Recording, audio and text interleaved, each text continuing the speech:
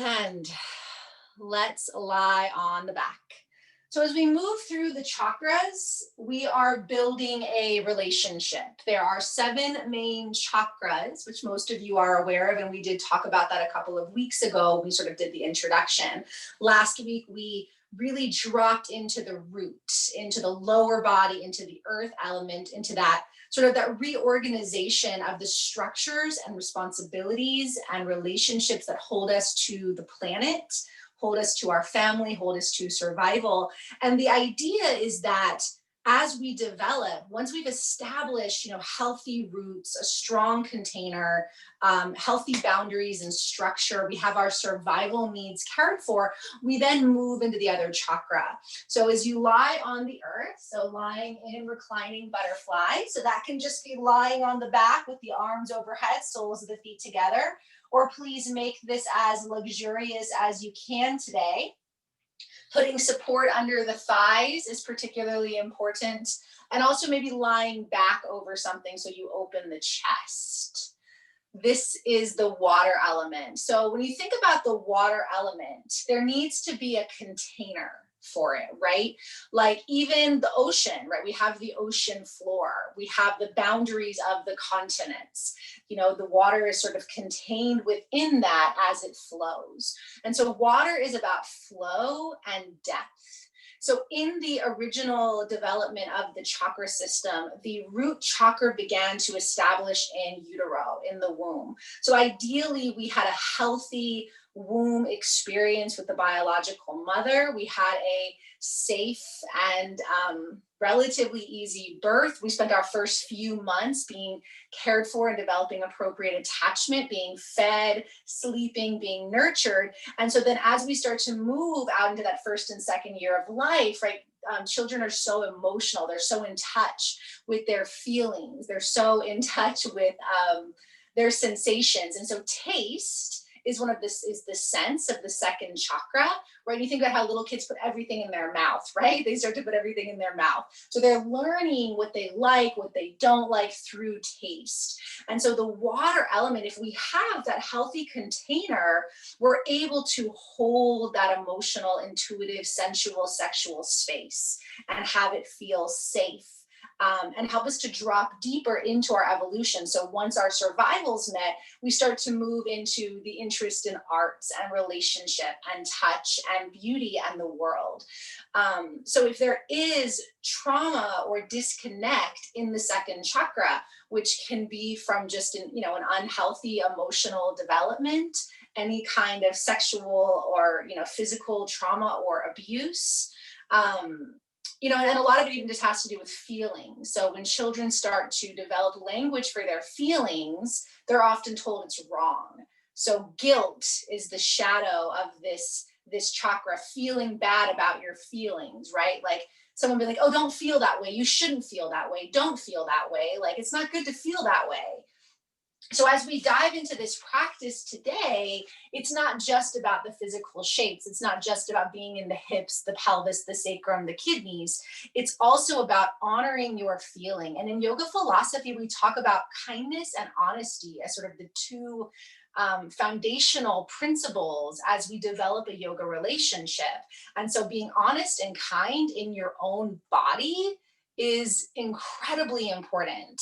And so the second chakra is really where we start to feel into that honesty and kindness that is established by a strong root and foundation. So if it's comfortable for you, place your hands at your low belly from your Supta Baddha Konasana. If that's not comfortable, just focus your attention at your low belly and just begin to breathe. So think about breathing like water.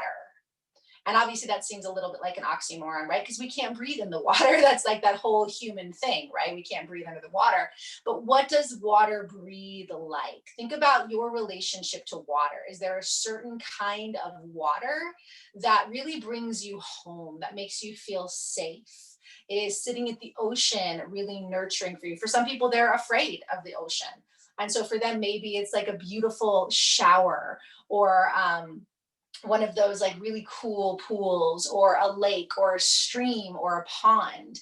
Is there a water source from your life that you could start to breathe like? How does it breathe? Do you remember sitting with it, touching it? So the second chakra is the chakra of our senses, and we will be playing with that sensory awareness through the sequence. So just for these next few breaths, as we sort of establish a dynamic with our second chakra, the swadhisthana chakra, the sacred abode, the color is orange, the element is water. You can just start to breathe into the belly, into the sacrum, into the pelvic bowl, into the genitals. And again, maybe even up into the kidneys. Then we talked about last week the root chakra being related to the adrenal glands, which rest on the kidneys. One of my teacher calls them like little party hats on the kidneys. But tuning into the kidneys' qualities of gentleness, of flow, as we breathe into the hips and the pelvis. And again, you can just focus on breathing into this area, noticing if there's a disconnect, if there's discomfort.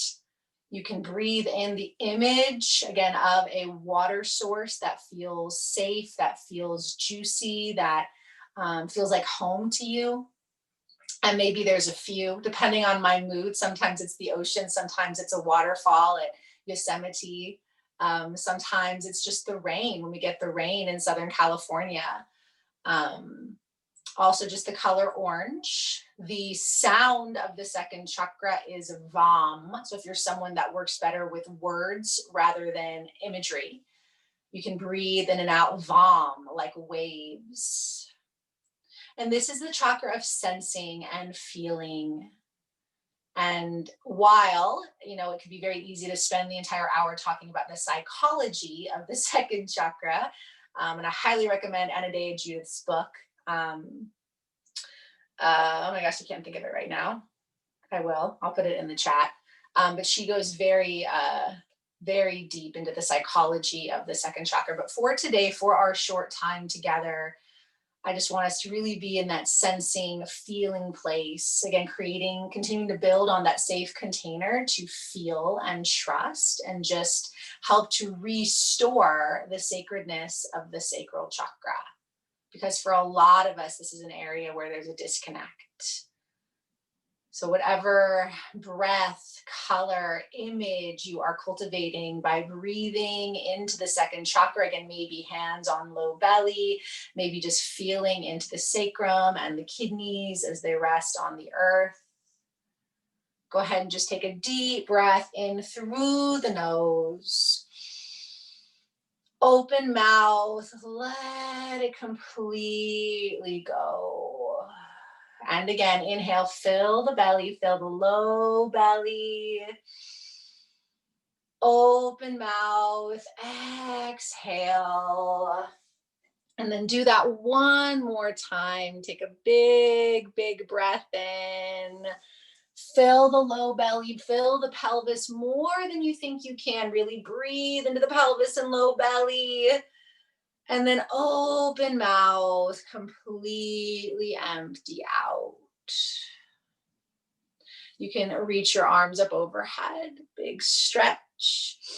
And then circle the arms around, draw the knees together if you have the soles of the feet together. And then you can either gather your knees into your chest and just create a little bit of rocking, massaging the sacrum, depending on how you're lying on the earth. We will make our way up to seated, but go ahead and just take a moment to massage the sacrum if you're able to access it. And then you can start to kind of rock side to side, roll up and down. And then if and when you're ready, make your way up to a comfortable seat. So that seat is optional for you. You can always sit on a chair or the bed. If you want to sit on the earth, you can sit cross-legged in Sukhasana or Siddhasana, or legs can be always extended. And just take some time. So again, let's stay established in our roots. Feel the sit bones connect to the earth. Feel the connection to the earth. And then again, take your hands. So you're going to make like an upside down triangle. You're going to bring the thumbs to touch and the index fingers to touch. And you're going to reach that down to the low belly. So this is one of the mudras for the second chakra. Mudra means seal. And it's a way of sealing in energy through the hands, through movements of the hands. So relax the shoulders, soften the jaw, and just create a little bit of a rock. It could be side to side or forward and back. So water has movement, right? Like even if you're connecting to deep wells or deep caves or the depths of the ocean that we don't even really know that much about, there is a pulse, right? Like there's a pulse to it. Stagnant water, like if you have a pool and it doesn't get taken care of, like that is not healthy water. And I always remember one chakra retreat where Christy said that, stagnant water brings mosquitoes, right? Like we don't want that in the second chakra. We want there to be a pulse. We want there to be a flow, right? There's a heartbeat in the earth that is felt through the water element. So just breathing into that, and again, staying connected to your safe water space or the color orange. We are going to tone the sound VOM 3 times if that's available to you. If you just want to listen or hum, that's fine. But let's take a cleansing breath in through the nose, out the mouth, and we'll tone the sound VOM, invoking the swadhisthana chakra. Inhale.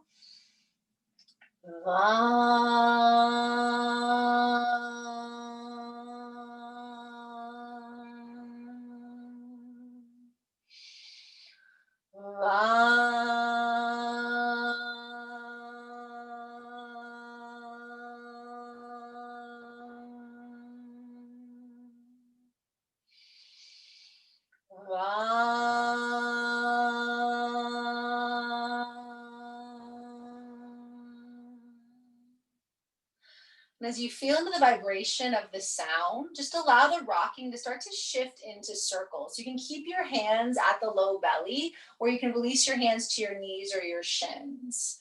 So just starting to create a circular shape, letting the head and the neck go. And it can be little circles, big circles. And close the eyes and come into the senses. So just noticing in your space here, again, the sound, right? Probably the sound of my voice, whatever sounds are in your space. And again, the smells as you breathe through your nose. Maybe there's, you can smell something from the kitchen, or again, the space you're in. And then taste. So like I said, taste is specifically the sense of the second chakra, although they are all connected to it. Smell is actually the root chakra. I don't know if we talked about that last week. Smell is the root chakra, which is why sometimes a smell, right, can trigger either danger or comfort. So now we move into taste.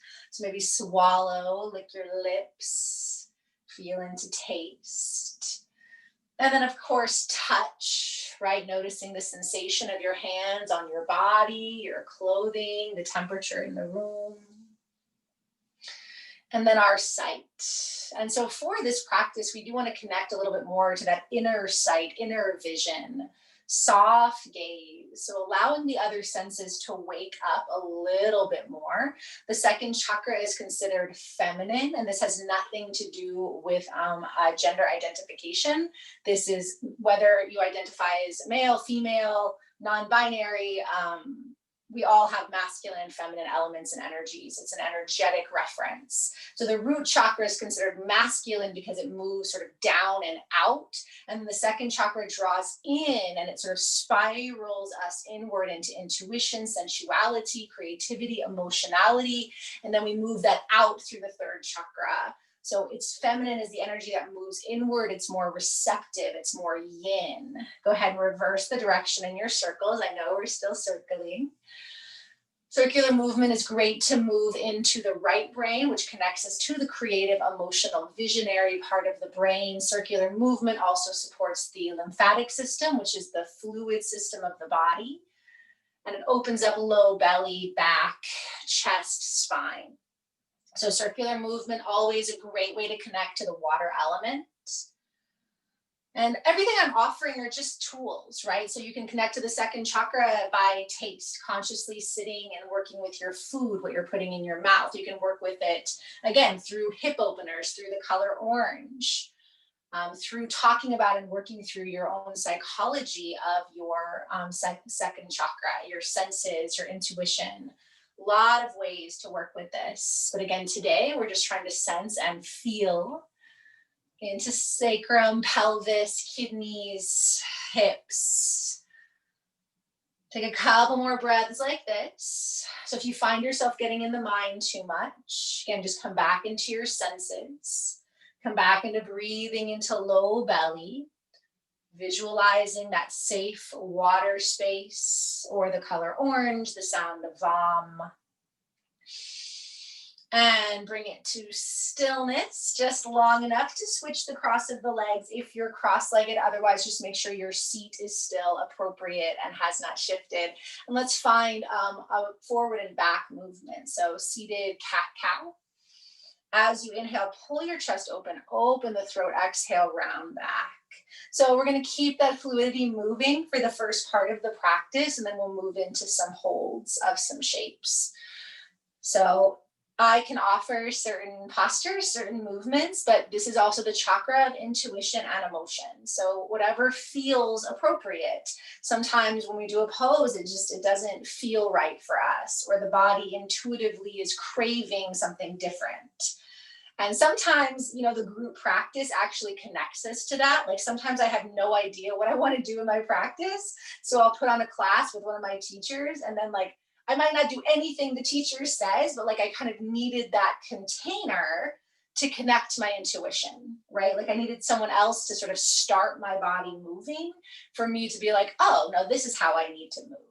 So that is absolutely a second chakra practice and encouraged anytime that we're in the space together, right? We're here to connect to that own inner authority, right? And the chakra system is part of that inner authority. The root chakra is the right to be here. The second chakra is the right to feel. You have the right to feel however you want. Now, note, feeling is not acting, and that's a big confusion we have in this culture. Feelings are not facts, and they are not necessarily the appropriate action to take. But they do guide us into knowing where we are in the moment and whether we do want to move towards action, or if we want to move towards sort of adapting and changing that. So if you're feeling uncomfortable, if you're feeling in pain or angry or frustrated, which would make sense in the world right now, right? Your feelings can guide you into taking actions that will change that, right? So the right to feel, you have the right to all of your feelings, and no one has the right to tell you how to feel. I do that with my son all the time right now, where it's it is totally fine for you to be mad. It is totally fine for you to be upset. It's not okay for you to throw something at me, right? That balance with humans, it's so challenging. We want to go right into that third chakra. Keep moving. I know we're still moving. Keep breathing, being aware of your senses. Take a big breath in and sigh it out. Go ahead and extend your legs. Give them a nice little shake. And then draw yourself up to all fours. So if all fours isn't appropriate, you can stay seated. Let's take a wild child. Knees wide, big toes touch. You could also do downward dog with wide legs too, if that would feel better than being on the knees. And you can lower to your forearms. You can lower to your forehead. And then there is still movement here. I want you to rock your hips. Rock your hips. You can roll your forehead side to side. Soften the shoulders and the face. Breathe into low belly. And we're going to do a little bit of work here from child's pose. So again, I will offer modifications from seated or standing up if this is not available. But if it's comfortable, this is a great position for the kidneys and for the hips. And you can always just come back into child's pose. Take a deep breath in. Sigh it out. Keeping your hips steady on your heels, lift your spine. Walk your hands as far to the right as you can. Keep the left hip rooted down towards the left heel. When you can't walk the right arm out any further, can you take the left hand and place it over the right? And then there's a rounding of lowering the right forehead towards the mat. You can also use a pillow or block and stretch here. So an option, if you can't be on the knees, is to take the legs wide and then again, just walk over to that right leg. Or if you are seated, you can just simply take a side bend to the right.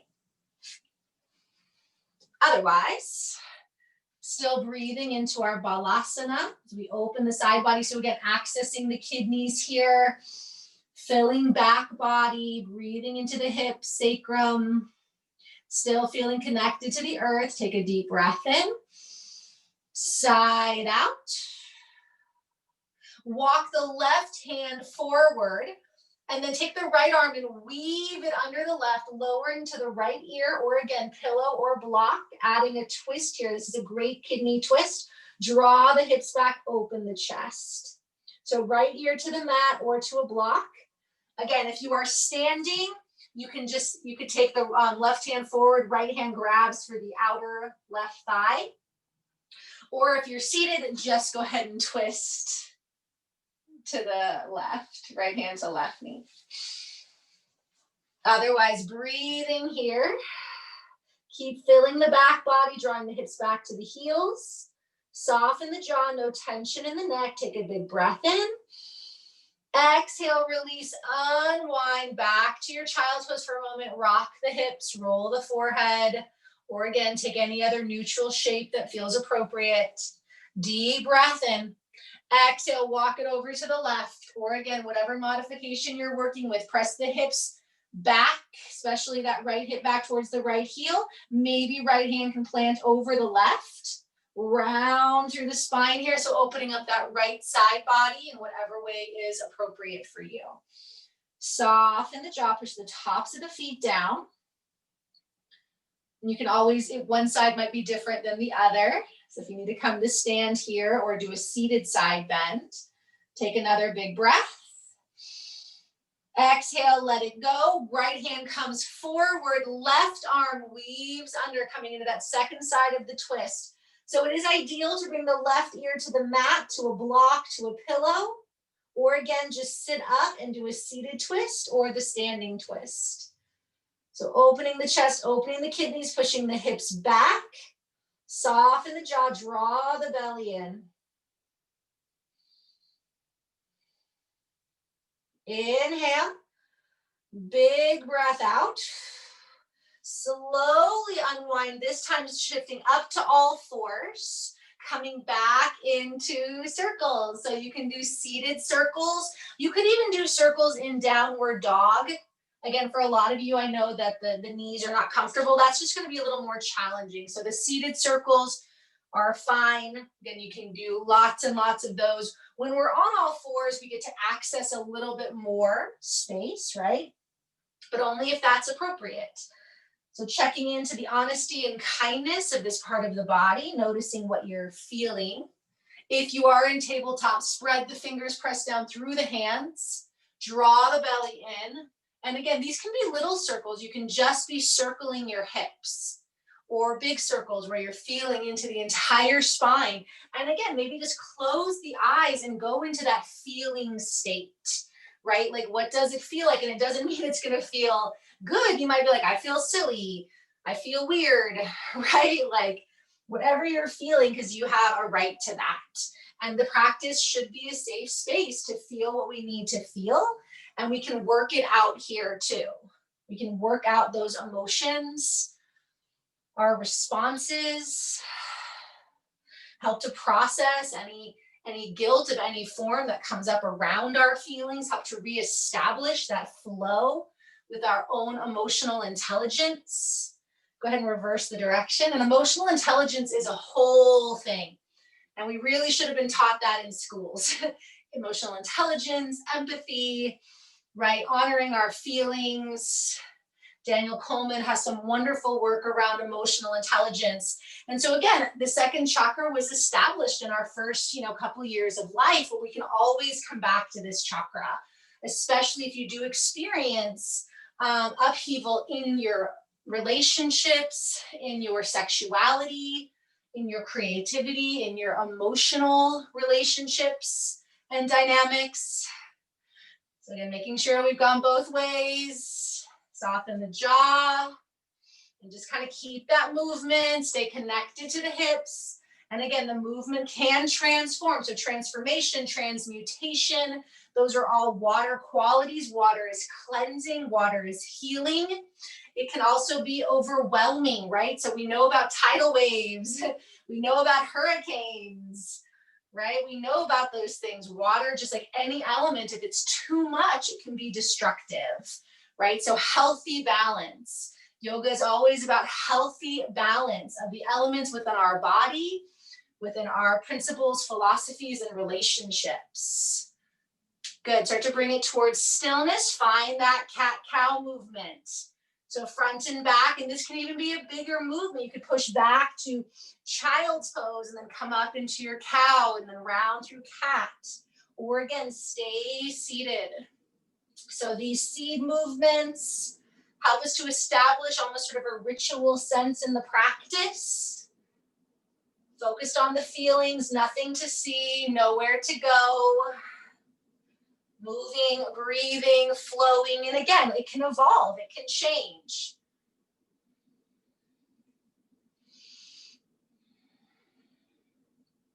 Deep breath in through the nose. Open mouth, exhale. And then you can push yourself back to child's pose. If you're working with a down dog, wide feet, feet as wide as the mat in down dog.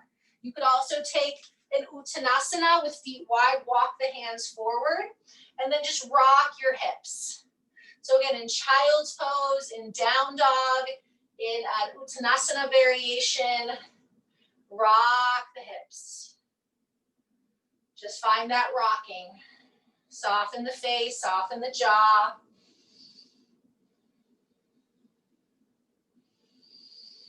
And then slowly we will come into malasana. So pretty much always I teach malasana on the block now or a bolster. So malasana is the feet can be as wide as it's comfortable, and then we squat down. For some of you, if you're comfortable squatting directly between your heels, then that's great. You can also bring your sacrum against the wall and lean back.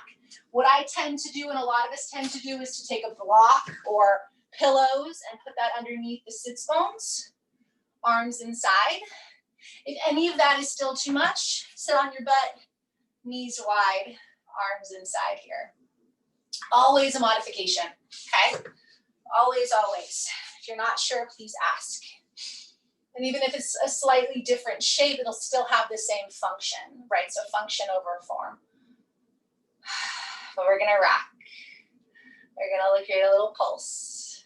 So the hands don't have to be at the heart, and actually, if you bring your fingers down, we're gonna be able to connect to the kidneys a little bit more.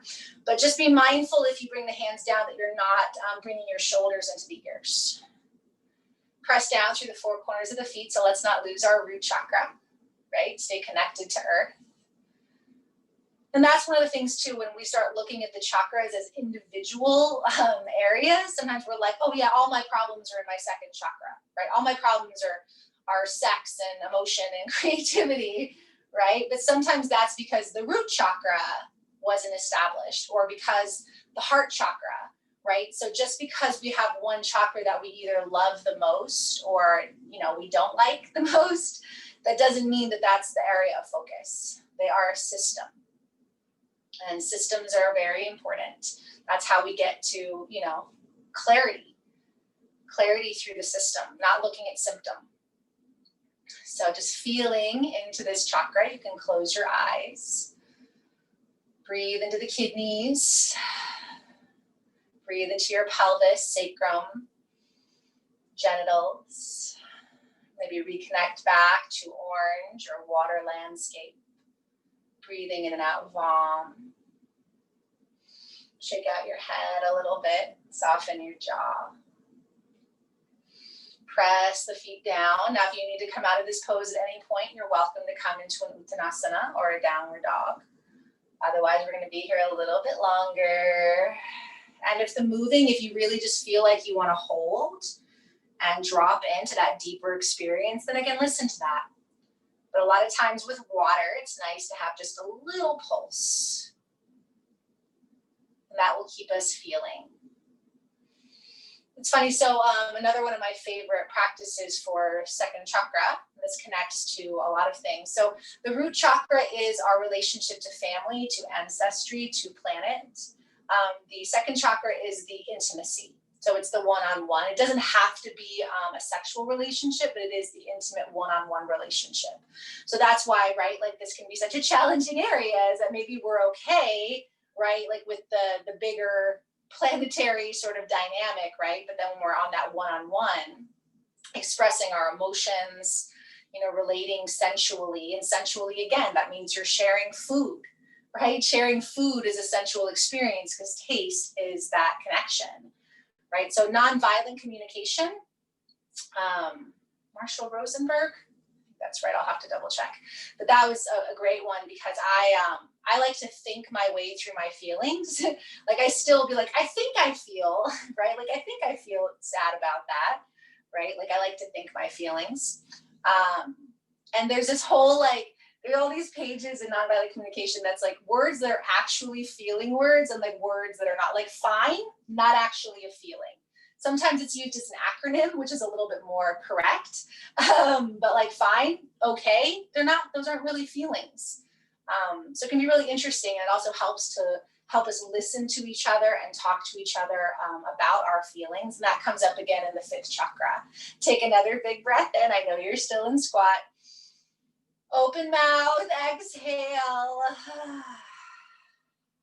Go ahead and give yourself a moment to come into Uttanasana or downward dog. Let it go. So we've been holding things a little bit longer, even the movements, because we are very much in that yin energy, that yin element. So just shift the body, move in any way that feels good.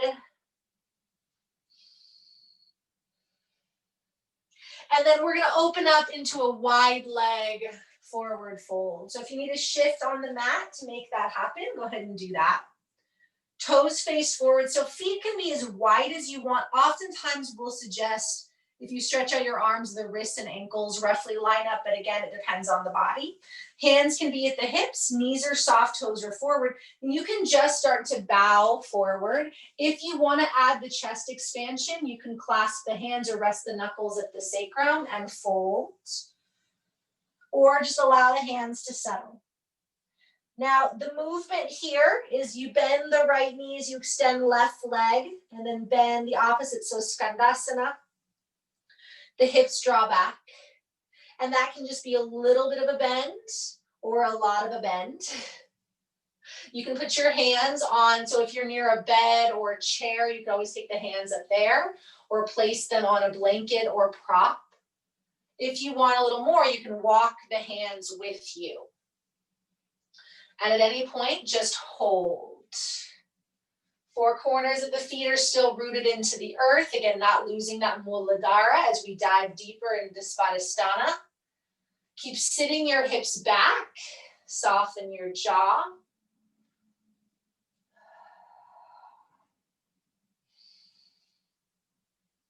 And again, just noticing the senses. So our senses help us to be present.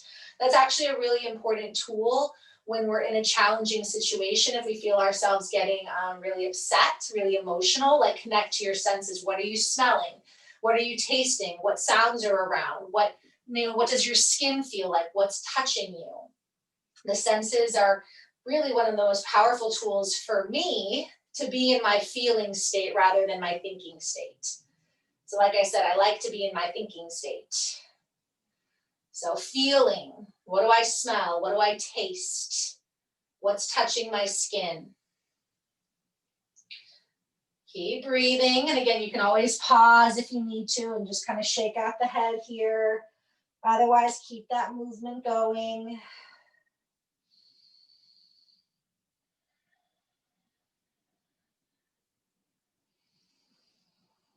Deep breath in. Open mouth, exhale. And then just let go for a moment. So just let go into the pose. You can, so my butt's right up against the closet. That feels pretty good. You can always stick your sit bones into support. And then lengthen up, turn your feet out. So toes turn out in opposite directions. Slide your hands to your thighs, bend the knees into temple. Sit back into your hips, lift the chest, press the feet down, draw the right shoulder to the center, open chest left. Breathe into the back body, into the kidneys. And then left shoulder comes down, right arm. Are we open to the right? Breathe into back body, sit back into your hips. Come back towards center, roll yourself up, reach your arms up. As you exhale, bend your knees, sweep the arms down. So we're gonna move through some temple squats. Okay, so you're sitting back into the hip. So if you need to adjust your stance, good. So keep sitting back into the hips, good. Nice, yeah. If it's too much for the arms to move, you can always keep your hands at your heart or your hips. And then again, we don't wanna come past the toes. So if you look at your feet as you come down, you should see the toes. So we're sitting back. Now we're going to be doing a little bit more of a standing work next week for third chakra. We get into the fire chakra. But this is our just warming up the hips before we go into a couple of hip openers. So soften the jaw. Flow with the breath. So how does that water flow in your body? How does that water move? How is it moving now? And maybe your water has changed. Maybe you started with one water visual and now another one comes in. So meditating on water with water. That's why in a lot of Eastern traditions, they always will have like a little waterfall inside, flowing water inside. If you're familiar at all with Feng Shui, right? Sitting with water, breathing with water, meditating with water. A few more. Again, this can be a little movement or big movement. Just keep it flowing a little bit longer. Again, totally fine to just sit back into your hips. Draw the belly in. Keep it going. We're coming down to the mat after this for hip openers. So breathe. All right, let's hold. Ooh, hold your temple. Maybe a little rock side to side. This is sometimes called goddess pose or horse pose. I like temple. The body is the temple, and that's another beautiful, some beautiful language. BKS Iyengar talked about that too. You know, the body is the temple, keep it pure for the soul to reside, right? So honoring our feelings, honoring our emotions, honoring our sensuality and sexuality is inherent parts of that intelligent structure. Take a deep breath in. Exhale it out. Whew. Extend the legs, heel toe them in. And just give yourself a little shake. So we talked a little about shaking with the nervous system and the root chakra. And then bring yourself to stand. Inhale, arms to the sky. Exhale, bow to earth. Inhale up halfway. Exhale, bend the knees. Come onto your butt. Back into butterfly. So soles of the feet together. Heels a comfortable distance from the pelvis. So we want the sit bones to be neutral. We want the pelvic bowl to be upright. So if you're rounding back or like tilting forward too much, sitting up on a blanket or scooching your heels out can be helpful. And so a little bit of yogi's choice here. You can stay upright with movement. You can begin to bow in. You can even make this more restorative by bringing props in to relax on the forehead, or again, putting support under your thighs. And so breathing here into our butterfly with movement or without movement. Good. And maybe it's both. Maybe you want to move a little bit and then you want to be still, or maybe vice versa. Maybe you start in stillness and then move, but close your eyes. Come back into your senses. What do you smell? What do you taste? Are there any sounds other than my voice? How does the air feel on your skin? How does your clothing feel on your skin? How can you breathe more like water? How can you be more water? You are 70% water after all.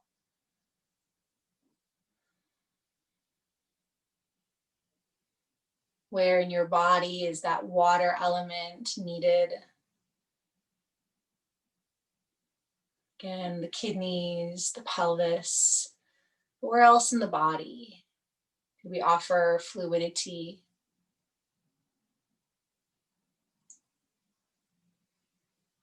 What feelings need to wash over you?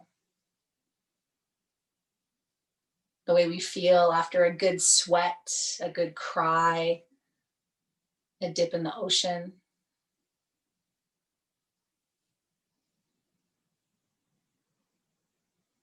Take a few more breaths.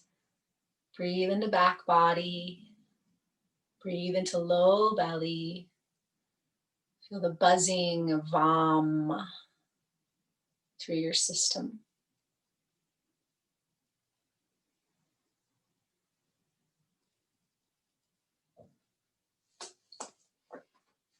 Deep, deep breath in. And sigh it out. So you are welcome to stay in bound angle. This is a pose you can do for several minutes. We're going to do a little bit of deer today because it gets us into the hips and the kidneys. So from our Baddha Konasana, we're going to bring the right thigh forward.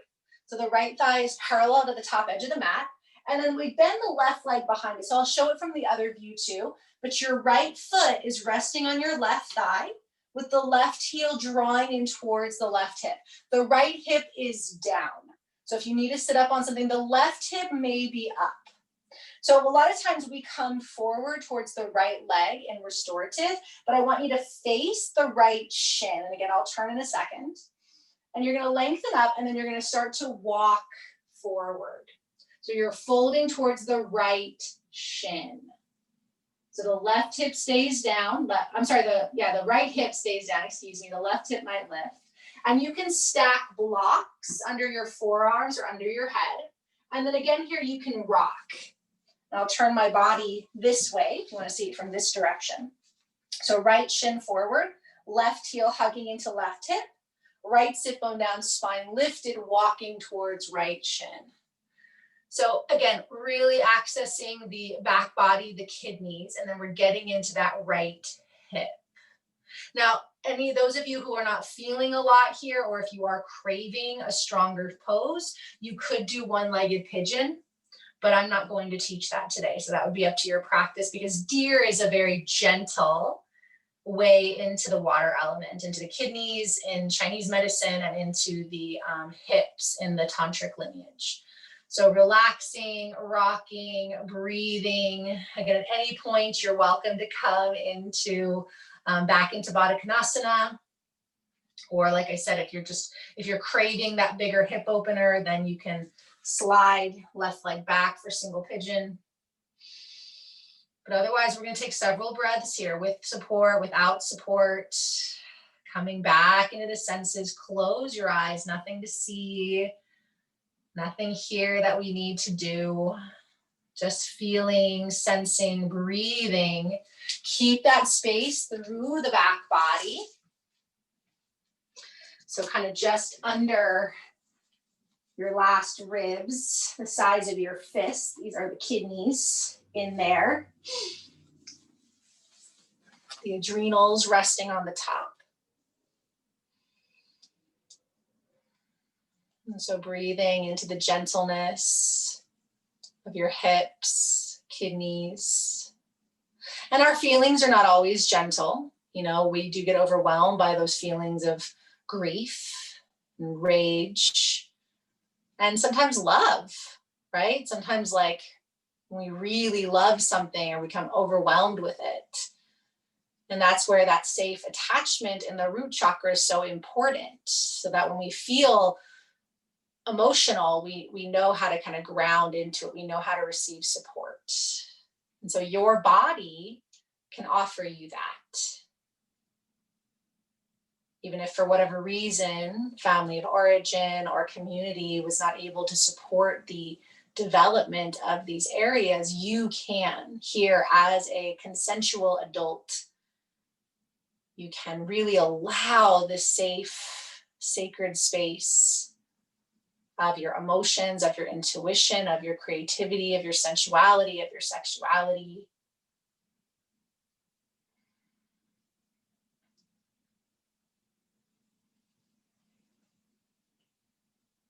Relax your face, your shoulders.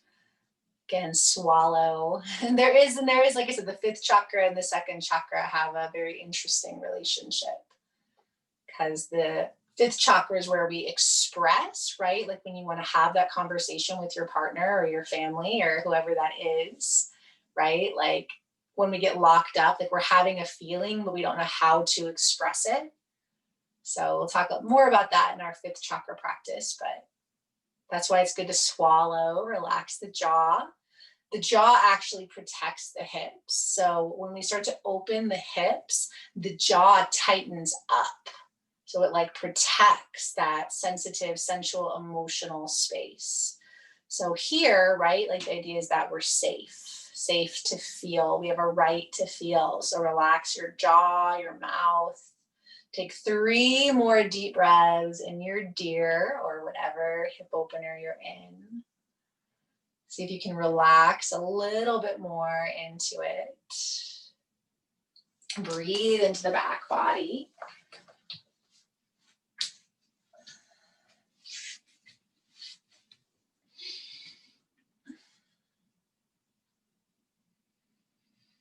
I have a new affection for this pose. For many years, I don't know, I just was like, I'd just rather do pigeon or something else or like do the restorative version of it. And then when I was in my yin training this summer, I fell in love with it, especially around the water, the kidneys. I really, really have a big affection for kidney poses right now because I feel like for so many of us, the kidneys is so important because fear is there. It's where we hold store fear, but also gentleness and trust. Take another big breath in. Sigh it out. So if you're in your deer, walk yourself up and then take the right hand behind you. So the right hand comes behind the right hip, left hand to right knee and twist. So ground the right hip, soften the jaw. If you, again, if you're in any other position, just twist to the right. Just find a twist to the right. Lengthen up, breathe into the back body. Soften the jaw, shake out the head. Big, big inhale. Exhale, unwind. Left hand to left shin if you're in deer. Right arm up and overhead, opening the side body. Or again, just taking a side body stretch. A little pulse. Top arm can be overhead, behind the head, or hook behind the back. Again, maybe lovingly massaging that kidney area. Take another breath. And release. So we're going to bring it up and we're going to switch sides. So however it makes sense for you to bring that left thigh forward or the left shin forward, depending on how you're oriented on your mat. Right heel comes back towards the right hip. Again, we are facing left shin, spine lifts, and then you can start to walk forward. So this is my tighter side. So sometimes it can be nice again to sit up on something or have support under your forearms or your chest. And like I said, if single-legged pigeon is part of your practice, or if another asymmetrical hip opener is just your body is craving that, please listen.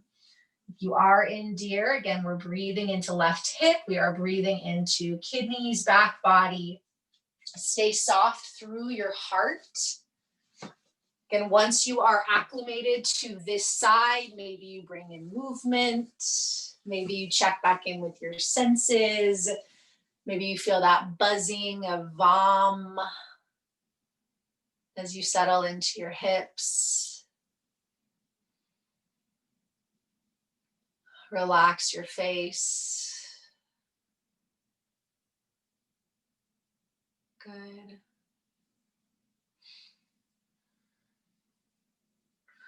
How am I feeling? When I first started working with my therapist, again, we've talked about my thinking my way through my feelings. To start out with, I had to keep it really simple. Like I could only use the feelings like sad, mad, and glad. Because I was like notorious, like I feel okay. I'm all right. I'm fine. I think I'm okay. So I had to like, and of course, you know, like there's so, emotions are such a spectrum, right? But it was like sad, mad, glad. So for a while there, I was like, I feel, and I had to like, you know, I had to commit to one, because that's always the thing too, is I'm like, well, I don't know, I'm kind of feeling a lot of things, you know, so how do I like commit to a feeling for the moment, right? So like, okay, I think I feel sad. I feel glad. So we can keep it simple in these areas, and also like the humor of it, right? Like you got to be amused by, you know, us humans as we try to navigate our sensual, emotional, sexual dynamics, you know, because we're just not taught how to do that. And so we're learning and unlearning, right? Like healthy, appropriate behaviors around emotions, sensuality, sexuality, intuition, trusting, also guilt. Guilt has been such a, you know, such a powerful emotion to control people with, making people feel guilty. In my master's degree of eco-psychology, it came out of this idea that like ecologists were just like making people feel bad for like destroying nature, right? So like ecology needed psychology, and then psychology could also help people understand how they were part of nature, right? Like it wasn't this separation. It was like, we are nature. Therefore, what we do to nature, we do to ourselves, and vice versa. So this idea that like, if we just try to make people feel guilty for destroying things, they'll either, you know, we see this cycle happen where they get really on board and then they detach. So again, that relationship between feeling and trust and intuition and being part of is so powerful for any sort of change, especially in our root structures. So being able to feel, you know, what it's like, you know, and in psychology too, in a lot of modern psychology, if you were to go in and be like, I'm really sad about the trees being cut down, they'd be like, oh, I think that's just a metaphor for your masculinity, right? But maybe you're really sad about the trees being cut down, right? So this idea that we are the elements, we are nature. And I love that about the chakra system. We are the elements are us. Take a big breath in. Sigh it out. Through the chakra system, we embody the elements. If you are still in deer, go ahead and walk yourself up. Find the twist, left hand behind the left hip, right hand to left knee. Roll the shoulders down, sit tall. Breathe into back body.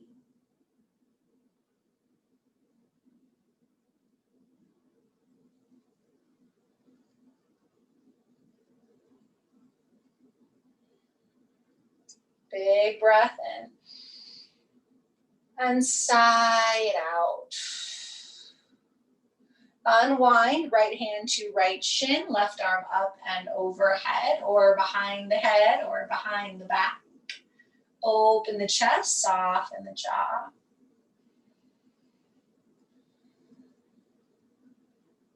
Inhale. Exhale. Inhale, unwind, sweep the legs open wide, final pose, Upavishta Konasana. So legs are wide. If it's not comfortable to do this on the earth like this, you could always stand up and do it standing again, or you can lie on your back and do a happy baby or just legs up on your back. But I want you to just create a little bit of movement first. So feel into those circles or rocking. The knees can be bent. The legs don't have to be super wide. Just like in our butterfly, we want the pelvis, that pelvic bowl to be neutral. We don't want to spill the waters of the second chakra. So we don't want to round back or come forward. I want to be neutral. And then again, circling. You can even kind of rock, side to side, or create any kind of movement here. And I'll check in a moment to make sure you're going to both sides. But just feel into fluidity one more time. With a symmetrical shape of the legs. And equally opening both hips.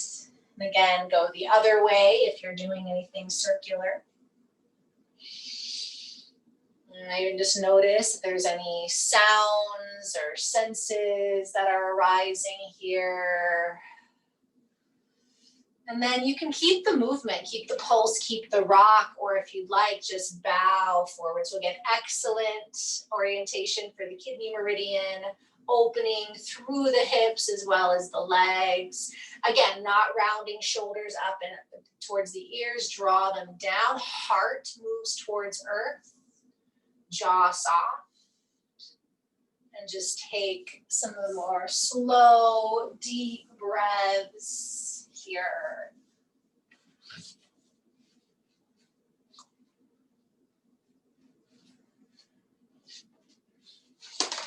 Inhale. Exhale. Slowly begin to roll yourself up. Pull the knees in. If you're on the back, stay there, or pull your knees in. Roll onto your back. Give yourself a rock. And I just realized, again, as always, I got a little excited. So we've got a short Shavasana for this practice, but I do want to let us have a couple minutes. You are always welcome to leave the meeting so you can take a longer Shavasana.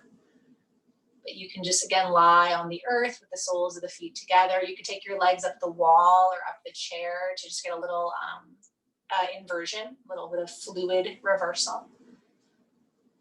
But just let yourself rest. Feel the skeleton, the back body, the earth element. And so once we have the earth element, right, we need water. If you've ever tried to plant a seed without water, it doesn't go so well, right? Like earth getting cracked and hard and stagnant. Too much water, right? That's another danger.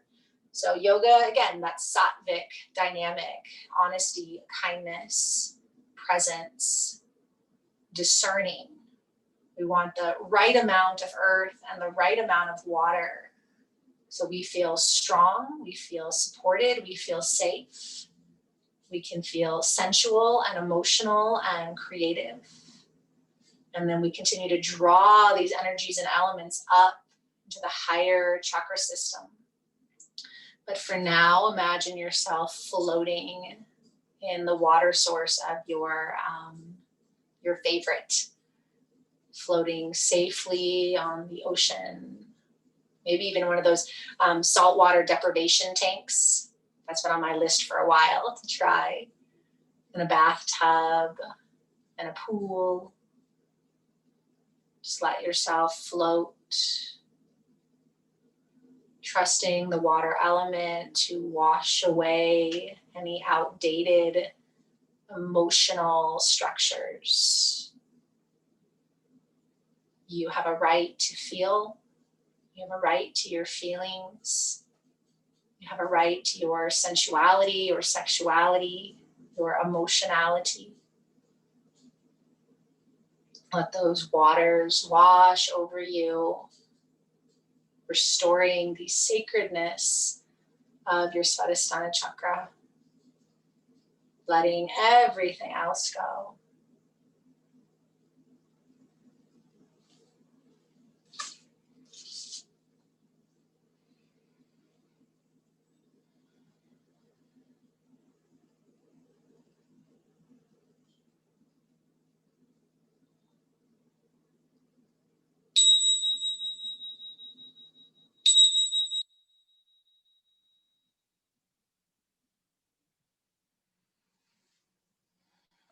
So you can continue to stay reclined. You might place your hands at your low belly again. If your day does need you to kind of move up and out of the practice within the time frame, you can start to rock and shift and come to sit. Maybe with that triangle placed at the low belly. As you move into this week, honoring the water element in whatever way is appropriate. And again, as it is Martin Luther King Jr. Day, important to feel into his truth and his work, to again feel into our own privilege and responsibilities around continuing to transform our society and our culture from the roots on up. Honoring yourself for taking time to practice today, to feel into whatever you're feeling. May your feelings guide you into deeper transformation and transmutation this week and in the days to come. And we'll chant the sound of Vam to seal the practice. Take a deep breath in.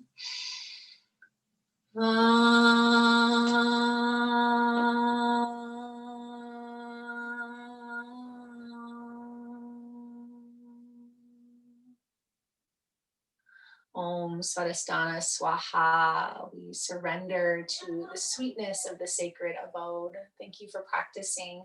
I bow to you. Namaste. Thank you very much, Becca.